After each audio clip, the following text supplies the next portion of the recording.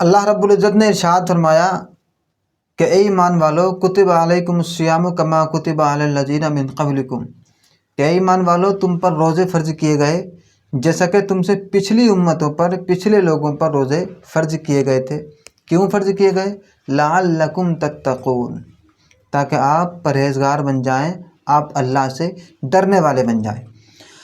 اب اگر آپ کو اپنے روزے کا جائزہ لینا ہے کہ ہمارا روزہ کس حد تک قبول ہو رہا ہے یا ہمارا روزہ کس حد تک اثر کر رہا ہے، اس چیز کا اگر آپ کو جائزہ لینا ہے، اندازہ کرنا ہے، تو پھر اب آپ اپنے آپ کا جائزہ لیجئے۔ اب آپ اپنے اندر جھانک کر کے دیکھیے کہ آپ کے اعمالوں میں کس قدر سدھار آ رہا ہے۔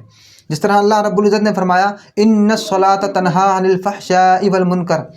کہ نماز بے حیائی اور بری باتوں سے روکتی ہے۔ تو اگر نماز پڑھ رہے ہیں اور بری باتوں سے نہیں رک رہے، اس کا مطلب یہ ہے کہ آپ کی نمازیں ناقص ہو رہی ہیں، آپ کی نمازیں کامل نہیں ہو رہی۔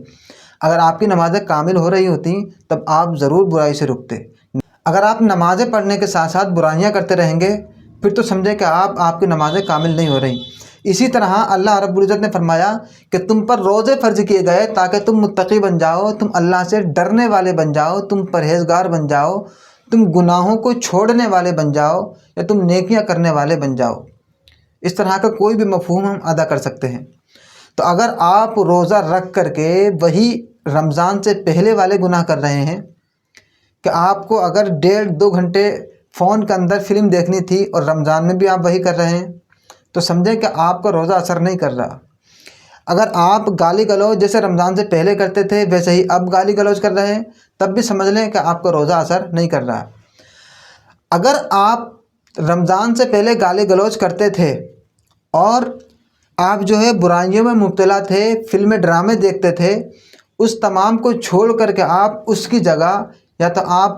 خالی وقت میں گزار رہے ہیں وہ وقت جو پہلے آپ خرافاتوں میں گزارتے تھے، یا پھر وہ وقت آپ اللہ کی ذکر میں گزار رہے ہیں، تو پھر سمجھ لیں کہ آپ کا روزہ اثر کر رہا ہے۔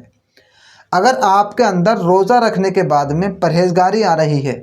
اگر آپ متقی بن رہے ہیں، اگر آپ روزہ رکھ کر کے گناہوں کو چھوڑ رہے ہیں، یا پھر آپ جو ہے نیکیاں زیادہ کر رہے ہیں پہلے سے، تب آپ سمجھ لیں کہ آپ کا روزہ اثر کر رہا ہے۔ مثال کے طور پر آپ نے رمضان المبارک کا روزہ رکھا اور روزہ رکھنے کے بعد میں پنجگانہ نماز جو سال کے 12 مہینے فرض ہے، آپ مانیں کہ آپ رمضان سے پہلے نہیں پڑھتے تھے، لیکن رمضان المبارک میں روزہ رکھنے کے بعد میں آپ نماز پنجگانہ ادا کرنے لگے، اس کا مطلب یہ ہے کہ آپ کا روزہ اثر کر رہا ہے۔ اسی طرح سے آپ جھوٹ بولتے تھے، لیکن روزہ رکھ کر کے آپ نے سوچا کہ پروردگار ہمیں دیکھ رہا ہے، ہمارا روزہ مکروہ ہو جائے گا، اس لیے ہم جھوٹ نہیں بول رہے، آپ جھوٹ بولنے سے بچ رہے ہیں، اس کا مطلب یہ ہے کہ آپ کا روزہ اثر کر رہا ہے۔ اگر آپ داڑھی منڈاتے تھے اور رمضان المبارک کا مہینہ آنے کے بعد میں آپ نے یہ عہد کر لیا کہ میں رمضان المبارک کے مہینے میں اپنے چہرے پر اس طرح ایک کینچی نہیں لے کر کے جاؤں گا، میرا رب مجھ سے ناراض ہو جائے گا، میرے روزے جو ہے کامل حد تک نہیں پہنچیں گے اس عمل کی وجہ سے، تب آپ سمجھ لیں کہ آپ کا روزہ اثر کر رہا ہے۔ اگر آپ خرافاتوں کے اندر تھے رمضان سے پہلے اور آپ وہ گناہ چاہے کوئی سا بھی ہو، اگر آپ روزہ رکھنے کے بعد میں ان خرافاتوں سے، ان برائیوں سے، ان گناہوں سے باز آ رہے ہیں، یعنی رک رہے ہیں، تب آپ سمجھ جائیں کہ آپ کا روزہ اثر کر رہا ہے۔